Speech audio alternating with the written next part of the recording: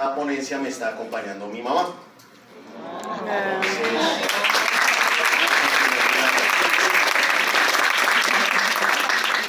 Que es la razón de todo para mí y la razón principal por la que estoy acá. Bueno, me presento a quienes no me conozcan, mucho gusto. Mi nombre es Carlos Eduardo Amaya Perdomo. Yo soy abogado, especialista en Derecho Laboral y especialista en Derecho Administrativo. También hice una especialización en Filosofía del Derecho y Teoría Jurídica. Soy magíster en Derecho Administrativo de la Facultad de Derecho de la Universidad Libre Seccional Bogotá. Soy docente de la universidad, dicto clase de Derecho Laboral Administrativo. Entonces para mí es muy satisfactorio ver tantas caras conocidas. Muchas gracias a ustedes, que veo muchos estudiantes míos, tanto de la Candelaria como del Bosque, que se metieron el viaje hasta acá, desde Bogotá. Entonces, bueno, empecemos hablando del tema que nos corresponde. En primer lugar, ¿cómo se titula mi ponencia?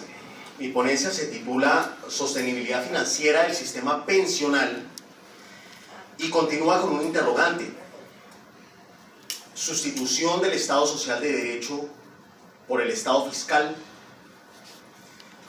Es un tema que no es nuevo, es un tema que realmente genera una amplia discusión en nuestro país. Sin embargo, sí quisiera compartirle la razón cómo llega a este tema, cómo nace esta ponencia.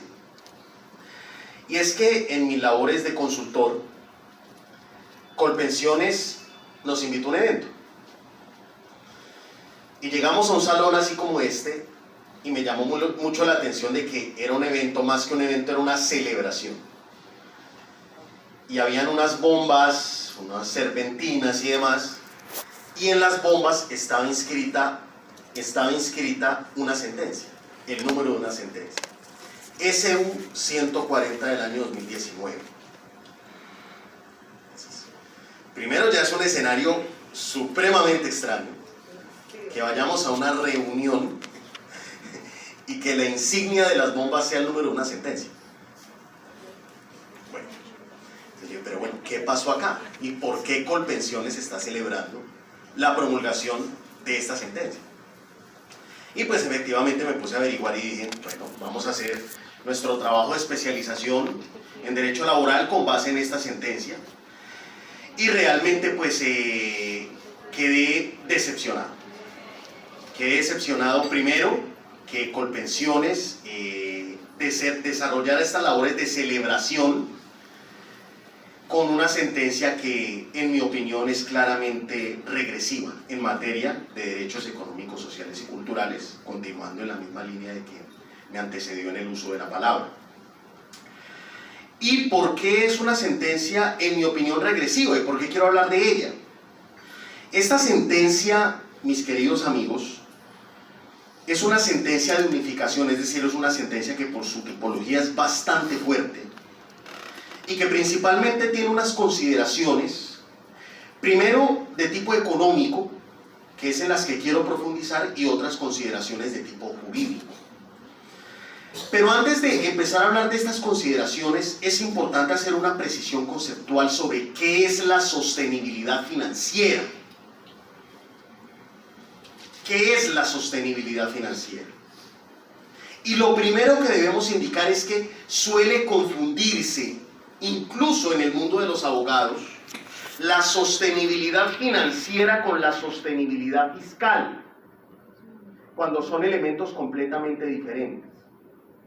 En primer lugar, la sostenibilidad fiscal es una regla de naturaleza constitucional establecida en el artículo 334 de la Constitución, establecida allí en virtud del acto legislativo 03 del año 2011 y reglamentada por la ley 1473 del mismo año. Y palabras más, palabras menos, allí se establece que es el Estado el rector de la economía nacional, pero que todo gasto y que toda materialización de un derecho debe corresponder, atención a lo que voy a decir acá, con las necesidades y el estado fiscal de la nación. Es decir, en términos del maestro Rodolfo Arango Rivadeneira, operó de facto y por vía constitucional la sustitución del Estado social de derecho por el Estado fiscal. ¿Por qué razón? Porque si bien a nosotros a todos nos enseñaron que la razón de ser del Estado y más del Estado social de derecho y de los derechos económicos, sociales y culturales es la materialización fáctica de los derechos, sin tener en cuenta consideraciones presupuestales. Pero acá, esta norma constitucional de entrada nos dice, el derecho se condiciona al presupuesto. ¿Sí? Ahora, la sostenibilidad financiera es un principio, pero es un principio que está consagrado en el artículo 48 constitucional, modificado por el Acto Legislativo 01 del año 2005, que establece primero la gestión austera de los recursos en materia pensional.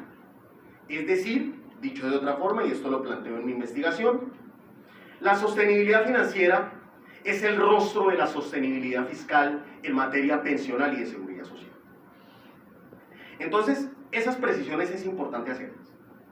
Una, la sostenibilidad fiscal como regla constitucional del artículo 334, y otra muy distinta, la sostenibilidad financiera, que se refiere exclusivamente al tema pensional y de seguridad social. ¿Está claro? Ahora, ¿por qué nace esta sentencia? Les cuento lo siguiente. Antes de la entrada de la Ley 100 de 1993, ¿sí? Ustedes lo recordarán porque ya la gran mayoría vio seguridad social, existían distintos regímenes pensionales, ¿cierto? ¿Y qué pasó con la Ley 100 de 1993? La Ley 100 de 1993, en su pretensión de universalidad, buscó unificar todo el sistema de seguridad social y el sistema de seguridad en pensiones. El sector privado era reglamentado por el decreto 758, que a su vez adoptó el acuerdo 049 del año 1990 del Instituto de Seguros Sociales, ¿cierto? ¿Qué les quiero comentar?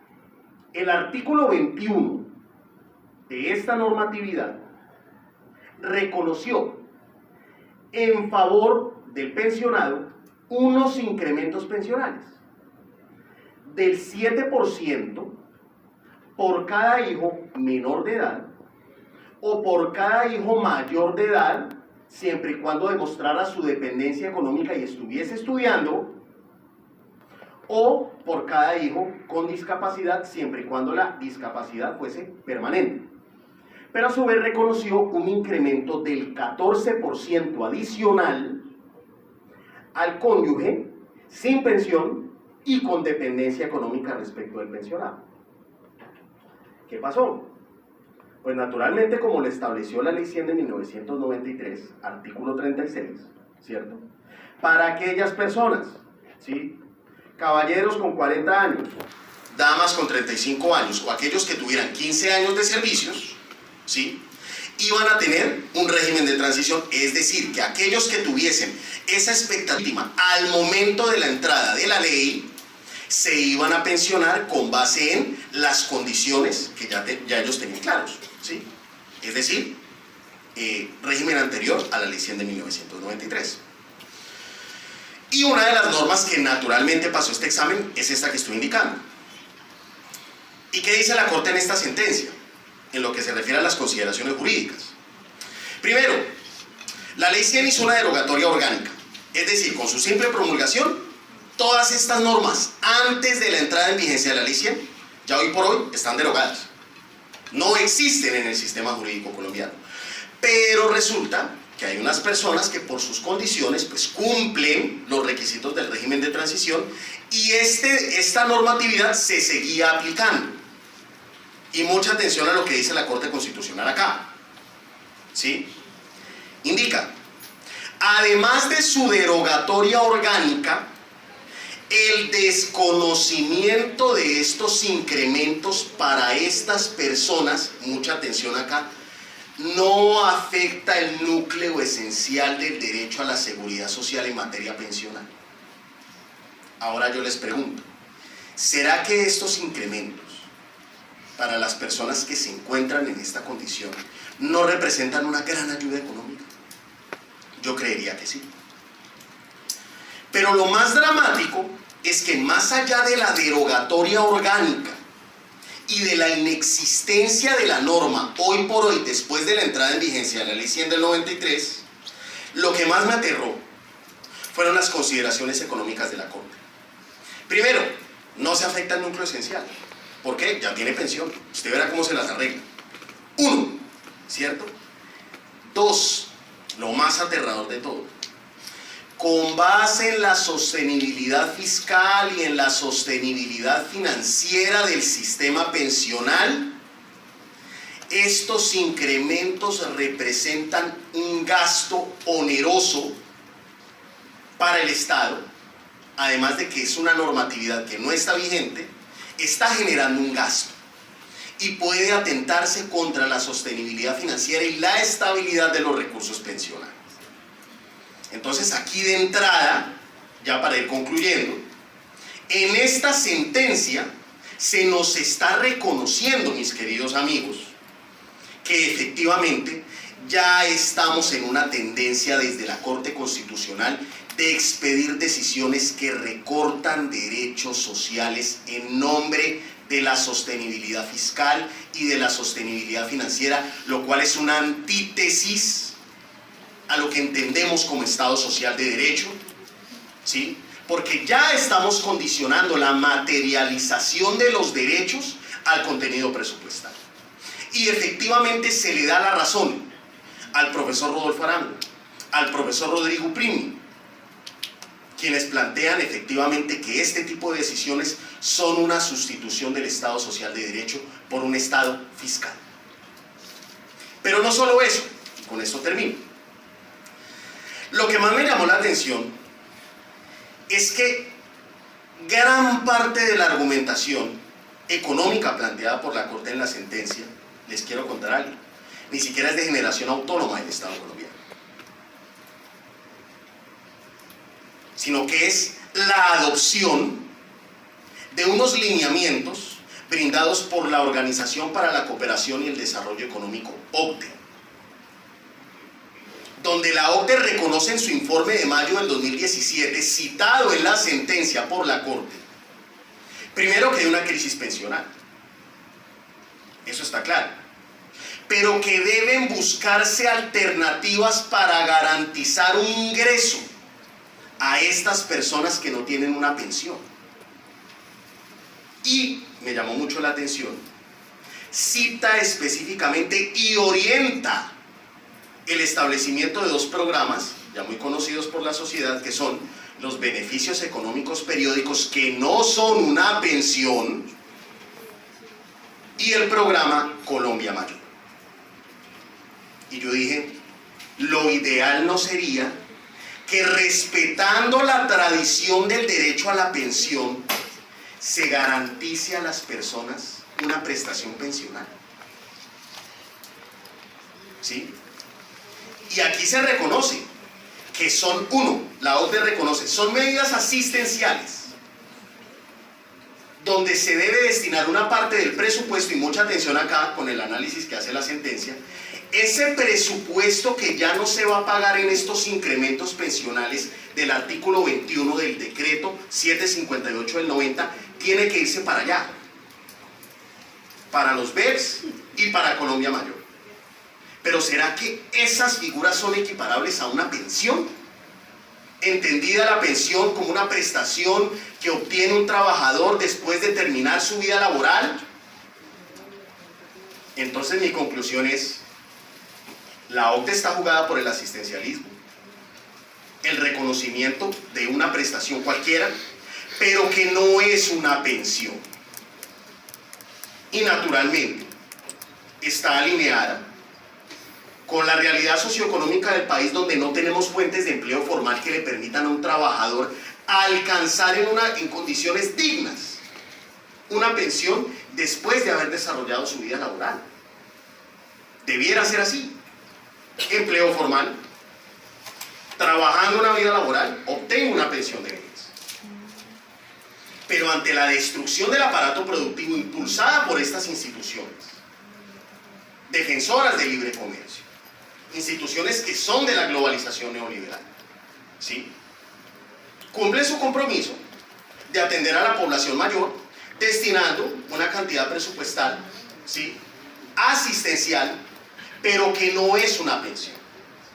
Entonces, en primer lugar, es la sustitución del Estado social de derecho por el Estado fiscal, y dos, es una decisión encaminada hacia la eliminación de la pensión como un derecho de la clase trabajadora, para sustituirse por una simple erogación presupuestal, por un simple mecanismo asistencial que quieren disfrazarlo como si fuera una pensión, pero que no es una pensión. Entonces, el propósito de esta ponencia y de este trabajo de investigación que les comento será publicado en la revista Diálogos de Saberes, ¿sí?, del próximo año ya. Tiene como propósito eso. Primero, hacer esa reflexión frente hasta qué punto esas decisiones de tipo económico y de tipo fiscal están matando el Estado social de derecho. Y segundo, cómo estas decisiones impulsadas por organismos multilaterales financieros terminan por incidir en la autonomía legislativa de estados como el colombiano, para terminar recomendando, en vez de recomendar, imponiendo una serie de medidas de ajuste fiscal que tienen un impacto en los derechos de los trabajadores, un impacto negativo, por supuesto, pero que también, además de ser lesivas de la soberanía jurídica del Estado colombiano, se traducen en la regresividad de derechos sociales de las personas más vulnerables de nuestra sociedad. Quería dejarles esa reflexión. Muchísimas gracias.